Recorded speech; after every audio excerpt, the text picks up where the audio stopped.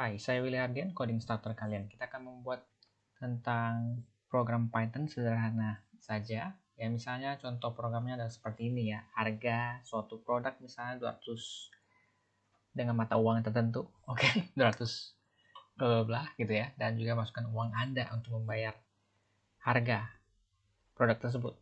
Gitu ya. Oke, kita mulai dulu. Misalnya kita bayarkan dengan uang pas seperti ini ya. Maka dia akan menyebutkan terima kasih telah berbelanja. Kemudian kalau misalnya kita masukkan 300 misalnya, nah dia bilang ini kembaliannya 100 dolar misalnya gitu ya. Terima kasih telah berbelanja. Kemudian kalau kita masukkan uang kurang dari harga yang ditentukan, maka kita bilang uang kurang. Oke, boleh juga ditulis di uang kurang 100 dolar juga. Silakan. Ya. Bagaimana cara membuatnya? Kita akan coba mulai buat dari awal ya. Oke, kita coba analisa dulu programnya. Ada apa saja yang kita butuhkan? Ada harga, dan juga ada uang yang dimasukkan. Jadi kita akan masukkan uang dan juga pasti ada harga ya. Ini adalah cara berpikir step by step kalau misalnya kita ingin desain programnya. Oke, di sini kita coba lihat ada apa nih di sini? Adalah penetapan harganya ya. Nah, jadi kita bisa buat harganya berapa? Misalnya 200. Oke. Langsung kita memakai variabel gitu ya untuk memudahkan kita dalam memproses datanya. Kemudian selanjutnya ada apa lagi? Ada masukkan uang Anda. Nah, ini pastinya pakai apa nih? Pakai input ya, supaya bisa masukkan uangnya kan. Jadi input, kemudian masukkan uang Anda. Dan seperti yang kita ketahui, kalau tipe data dari input itu secara otomatis adalah string. Jadinya kita perlu untuk konversi menjadi integer ya, karena kita hanya menerima integer doang. Jadi integer. Kemudian apa lagi yang kita butuhkan? Setelah itu dia akan melakukan pengecekan ya setelah sudah mendapatkan inputnya. Nah, pengecekan apa yang dicek? Ya uangnya cukup atau tidak, pas atau tidak, begitu ya. Makanya kita memerlukan if dong. Nah, kalau misalnya nih kita pikir ya, kalau uangnya pas dengan harganya, berarti kan sama persis nilainya kan ya. Simbol apa yang kita gunakan untuk membandingkan sama persis? Memakai relational operator atau comparison operator, yaitu sama dengan. Oke, ini yang simbol kita gunakan untuk membandingkan ya, bukan satu sama dengan ya. Satu sama dengan kan untuk assignment, memberikan nilai. Kalau dua kali sama dengan untuk membandingkan. Oke, apakah sama atau tidak? Kalau misalnya benar, maka dia akan masuk ke dalam if ini. Ini cara membuat if ya. If masuk ke dalam. Jangan lupa menggunakan indent supaya menyatakan bahwa sintaks ini nanti berada di dalam if.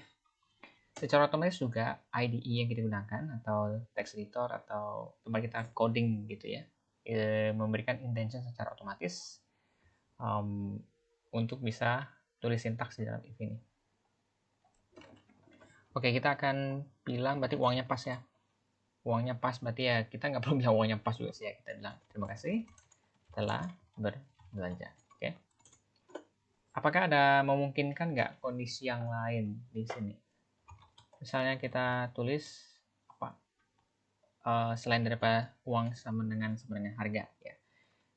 Misalnya kita akan print uang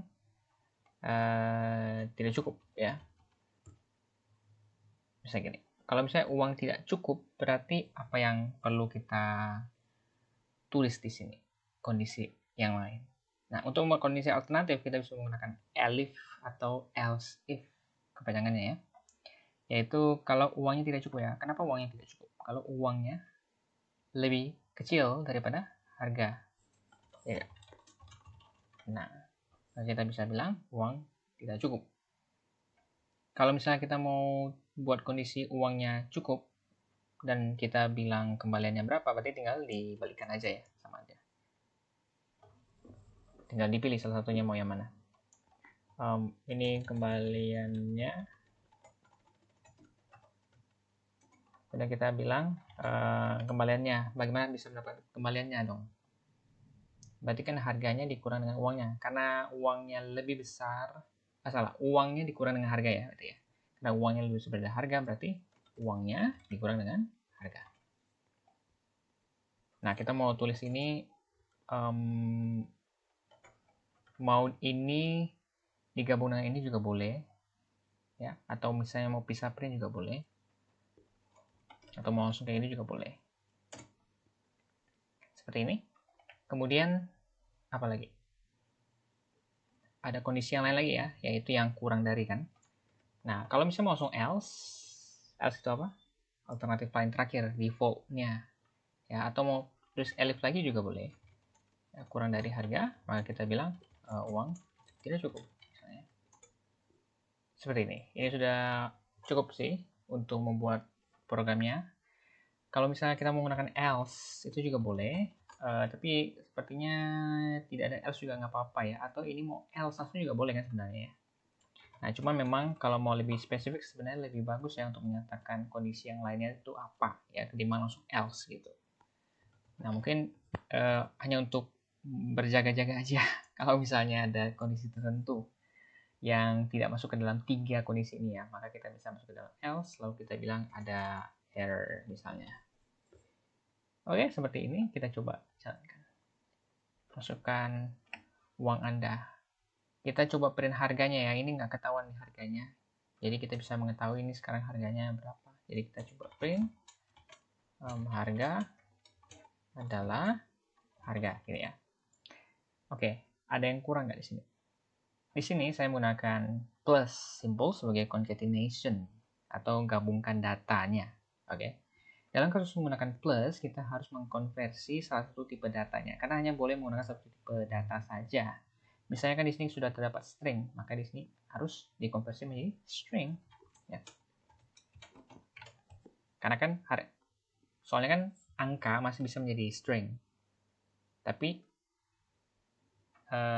teks itu nggak mungkin jadi angka kan, aneh dong, ya kan? Makanya ini yang mengalah jadi string. Jadi kalau kita klik run sekarang, oke, sudah terprint harganya berapa, sehingga kita coba masukinnya 200. Oke, terima kasih telah berbelanja. Sekarang kita akan masukkan uang Anda, misalnya lebih besar daripada harga yang ditentukan. Oke, ini kembalinya 100. Kemudian kalau misalnya kita masukin kurang daripada itu, misalnya 100, kita akan bilang uang tidak cukup. Seperti itu.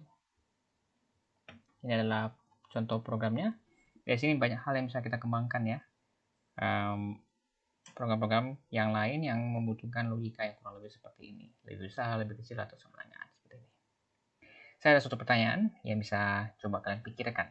Gitu ya. Apa yang terjadi? Apa yang terjadi jika kita tidak pakai elif? Bukan salah atau benar ya, cuman saya tanya aja, kira-kira apa yang terjadi? Menurut kalian apa yang terjadi? Gitu ya. Apakah akan menimbulkan efek yang berbeda atau tidak gitu ya. Misalnya kita hapus ini menjadi if dan ini menjadi if. Kira-kira apa yang terjadi?